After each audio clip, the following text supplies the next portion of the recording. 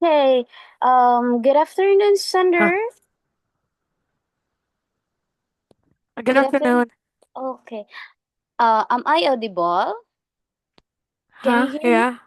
Can you hear my Yeah. voice clearly? Okay. So, Yes, well. how was your day? I'm fine. Okay. Good to know. And yesterday we have discussed the what we have discussed yesterday, the uri ng The we yung go uri na back, iba't ibang uri ng yeah, pang abay. Very good. Pang pangaway. Yeah. abay. Okay. Abay. Today we will discuss again. We will go back to the pang-uri, pangdiwa at pang-abay. But before that, we Okay. will discuss first what is pandiwa. Okay. Ano ba yung pandiwa? When we say pandiwa, that is verb in English. When we say verb, ito or ang pandiwa ay ang bahagi ng pananalita na nagsasaad ng kilos o gawa ng isang tao, bagay o hayop. Okay. When we say verb, that is an action. That is an action. Yeah. Yes, well. Action. Action. What? Action? Action word. Action word. Ayun, very good. It's action, a Action word. word. Now, okay. When we say pang-uri is an Pang-uri. adjective. Okay, in English, Yeah. adjective. When we say adjective or pang-uri, ito ay naglalarawan ng pandiwa, pangalan o panghalip. When we say pangalan, that is noun and pronoun. Okay? Okay. Naglalarawan means describing. Okay?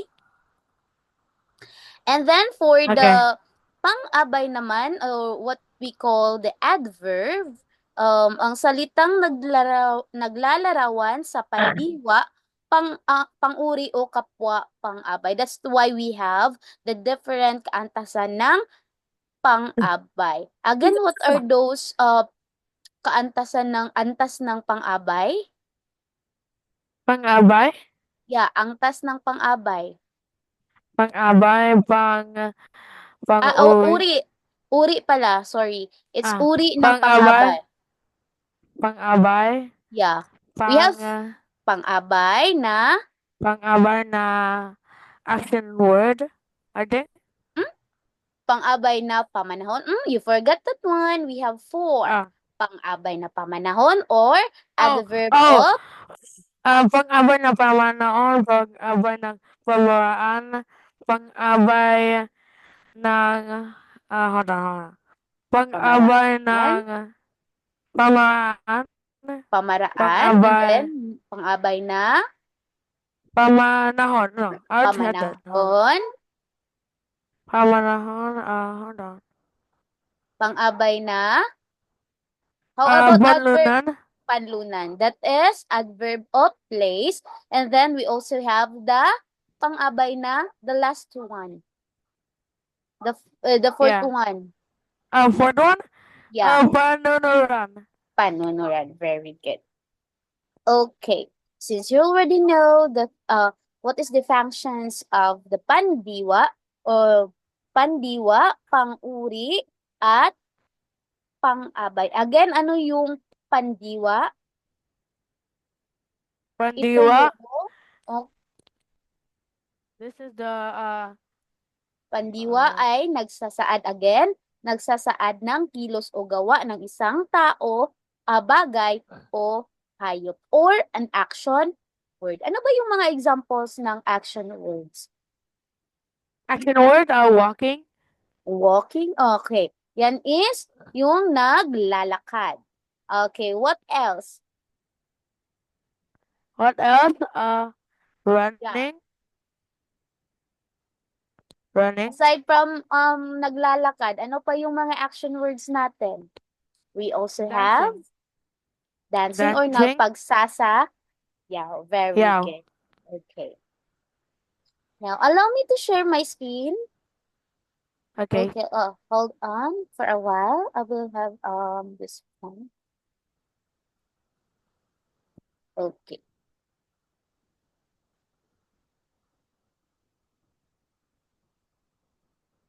Can you see my screen now? Ayan po. Okay, then this one. Oh, wait for a while. Why is there any I will just end this.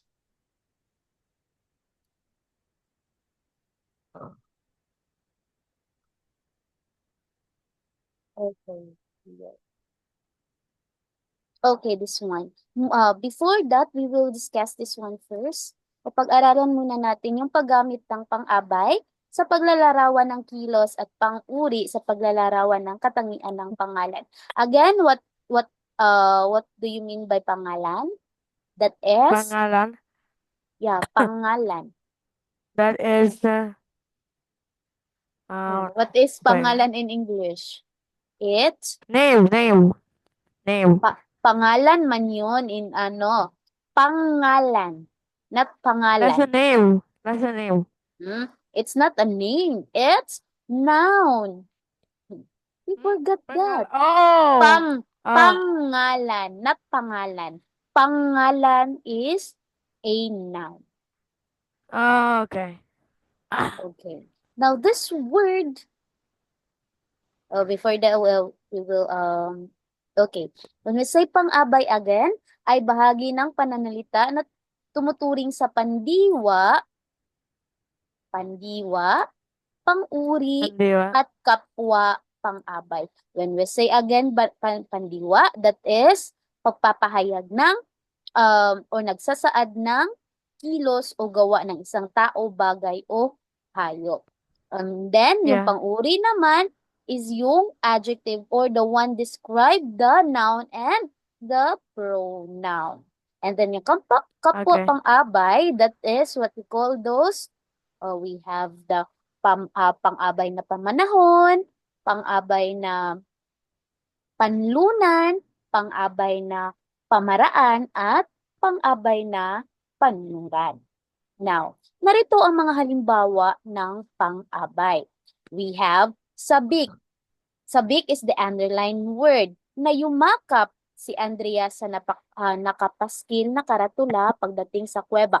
Sabik is our pang-abay. What kind of pang-abay is this? It's That's pandiwa. pandiwa?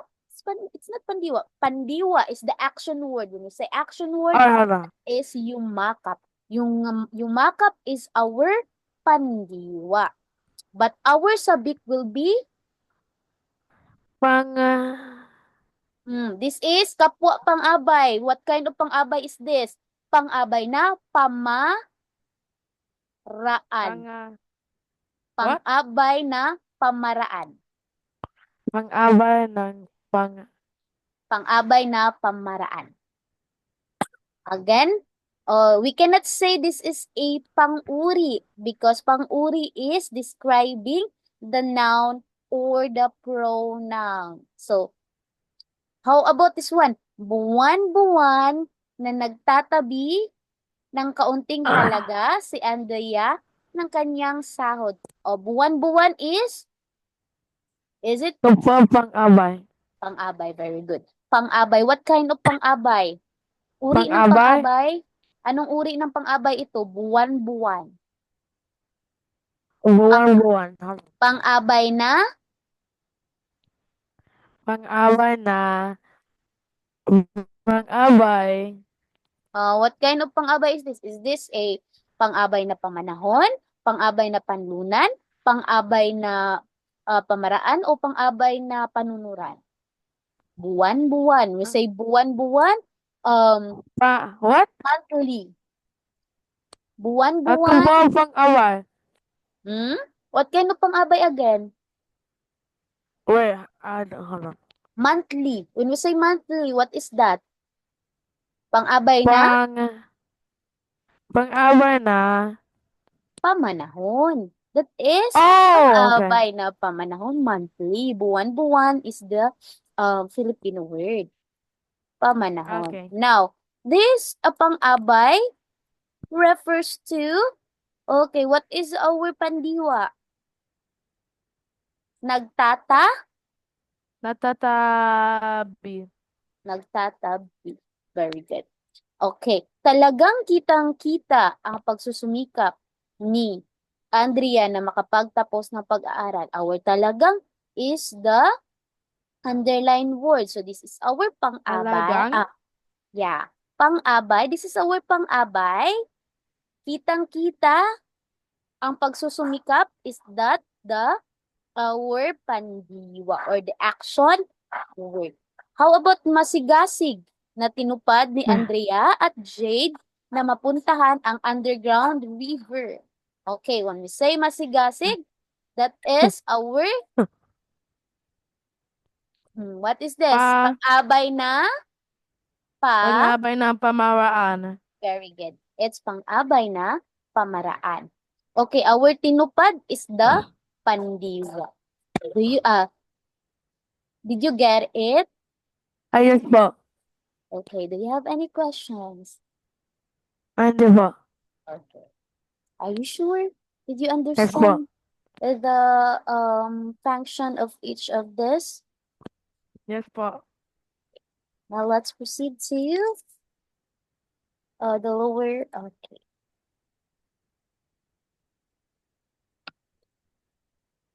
Okay, ito yung mga uri ng pang-abay. Again, we have in this module, we only have 3 uri ng pang-abay. We have the pang-abay na pamanahon, pang-abay na panlunan, at pang-abay na pamaraan. Again, ano yung pang-abay na pamanahon? Ano mga yung function ni pang-abay na pamanahon? Ito yung nagsasaad ng panahon ng pagkilos ng pandiwa at kalimitang sumasagot sa tanong na kailan or when. Okay, halimbawa or for example, umpisa bukas ay gigising na ako ng umaga. Bukas is the pamanahon. Bukas, tomorrow, that is a pang-abay na pamanahon. And then, we also have here, pumupunta kami sa Maynila taon-taon. Okay, we are always going to Manila every year. Every year is our adverb of time. Time. Pang-abay na pamanahon. Pamanahon. And very good. We also have pang-abay na panlunan. Again, ano yung pang-abay na panlunan? Oh, we already talked about this one. This past few weeks. Past few sessions we have, okay, nagsasaad ng puok o lugar na pinangyarihan ng kilos na isinasaad ng isang pandiwa. Ito ay sumasagot sa tanong na saan. Where did it happen? Let's say for example, we have maraming masarap na pagkaing itininda sa kantina. O asan yung mga masasarap na itinitinda? Doon sa kantina. Kantina. Okay, or in the canteen. Okay, namasyal kami kahapon sa parke ng aking pamilya. Asan kayo namasyal? Sa? What? Okay, dito, namasyal kami kahapon sa parke ng aking pamilya. O, asan namasyal yung pamilya nila kahapon? Sa parke is an underline. It's panlunan. Kung saan ang lugar naganap yung tinutukoy sa pangungusap. What if the underlined word is not the parke? If it is kahapon, what kind of pang-abay is this? If it is kahapon. Kahapon? Yeah. If it is the underlined is kahapon, what type of pang-abay is this? Kapag naka-underline yung word na kahapon. Pang-abay na pamanahon. Very good. It's pang-abay na pamanahon. If the underlined word is kahapon. Since the underlined word is the parke, of course, this is part of the pang-abay na panlun. Okay? We also have pang-abay na pamaraan o nagsasaad or naglalarawan kung paano nangyari ang kilos ng pandiwa Kalimitang sumasagot sa tanong na paano. Okay, how did it happen? Or naglalarawan kung ano yung nangyari sa kilos ng pandiwa. When we say pandiwa, that is action word. Okay. Mahigpit niyang niyakap si ama. Mahigpit is the pang-abay na pamaraan. Niyakap is the action word. Okay? When we say Okay. niyakap, that is hug. Okay? Mahigpit niyang niyakap si ama. Mahigpit is our pang-abay na pamaraan. Our pandiwa is the niyakap. Pandiwa. Gets? Yes. Okay. Pang-abay na pamaraan. This is our pang-abay na pamaraan. We also have here, umiiyak ng palihim ang ama. Palihim is the pang-abay na pamaraan. Umiiyak is our Umiyak is umi our oh, umiyak. okay, oo, umiiyak. Ano yung That's umiiyak natin? pamaraan. Pa? Palihim is our pamaraan. Umiiyak is referring to our Panwa. Kumikilos, pandiwa, umiiyak, crying. This is pandiwa. Do not forget. Pandiwa, again, action word. Okay. Patagilid kong matulog si kuya. Patagilid is our pamaraan. Matulog is our... Okay, sino yung pandiwa natin dito?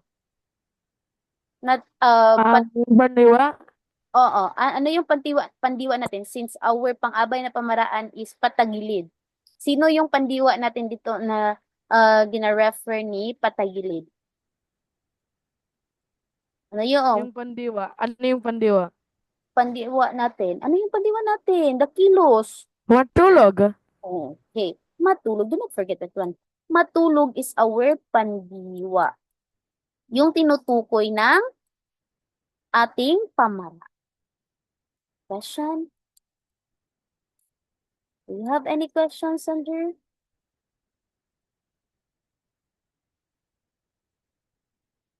Sander, can you hear me? Okay. Now we Okay. also have here, okay. Wait, let me clear all of this. Okay. Okay, again, dito. We have the pang-uri. Ano nga yung pang-uri? Ang pang-uri ay bahagi ng panalitang tumuturing sa pangalan. Pangalan. Pangalan. Okay, ano nga yung pangalan ulit?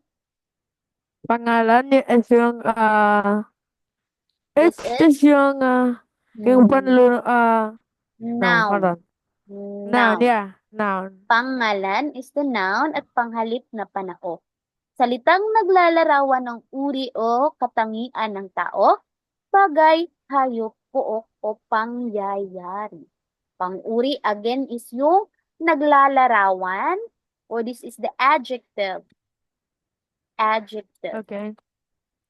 Naglalarawan sa Sa pangalan at panghalip na panao. Okay. Okay.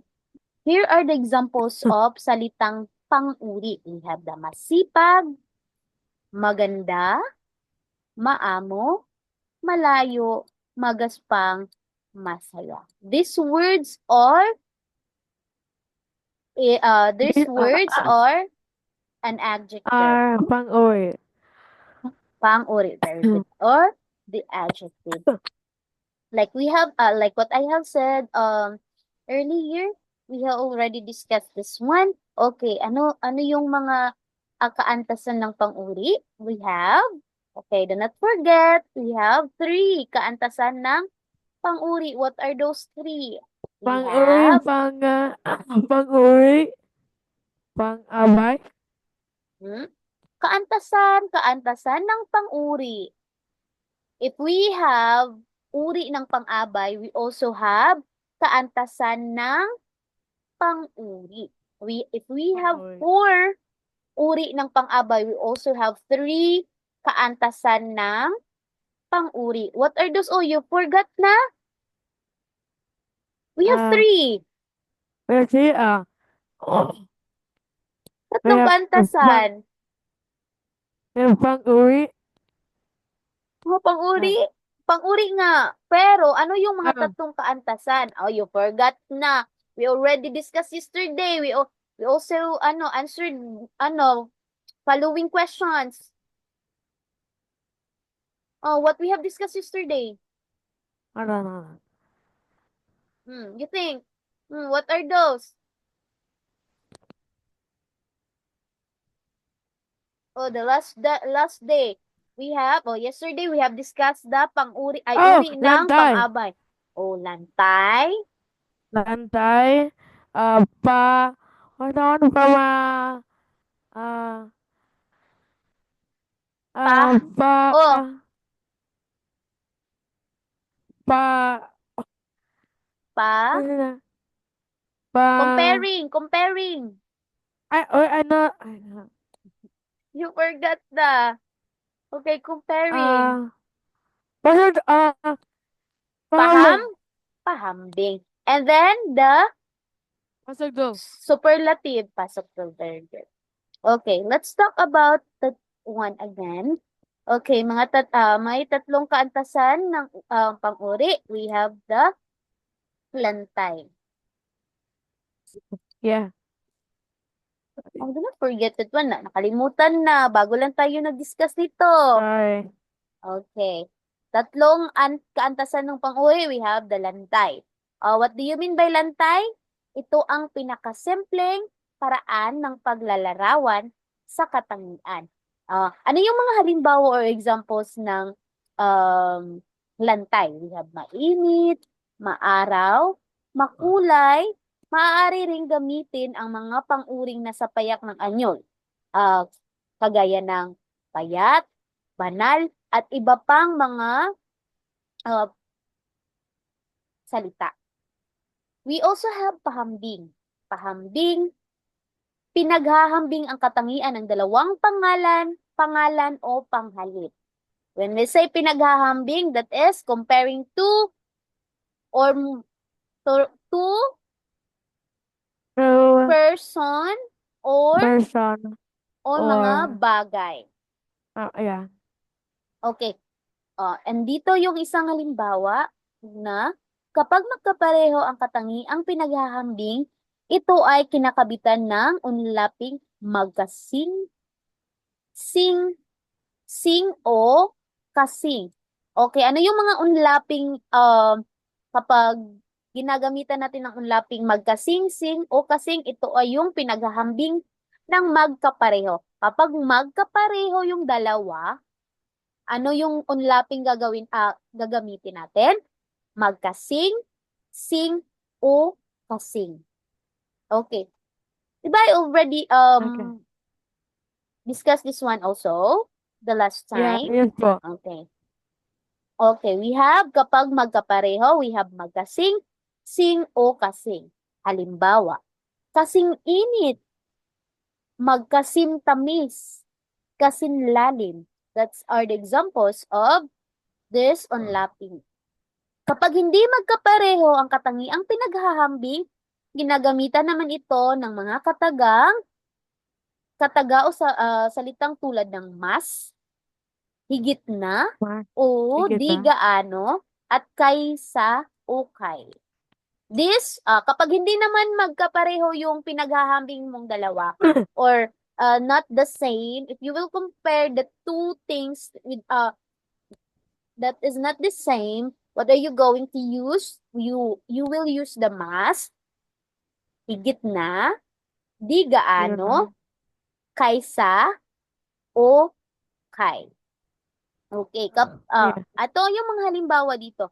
Mas matangkad si Maria May kay June Reynald.